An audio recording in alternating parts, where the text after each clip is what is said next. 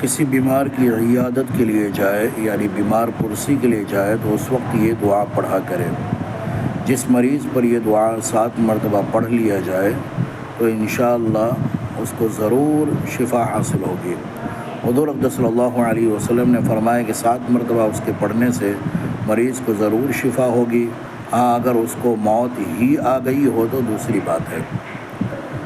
وہ دعا کے الفاظ یہ ہے: اسأل اللہ العظیم رب العرش العظیم ان یشفیک، اسأل اللہ العظیم رب العرش العظیم ان یشفیک، میں اللہ سے سوال کرتا ہوں جو بڑا ہے، بڑے عرش کا رب ہے، تجھے شفا دے۔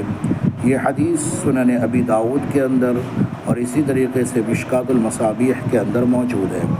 میں نے نقل کی ہے دارالافتاء بنوری ٹاؤن سے، وہ آپ کے سامنے پیش کر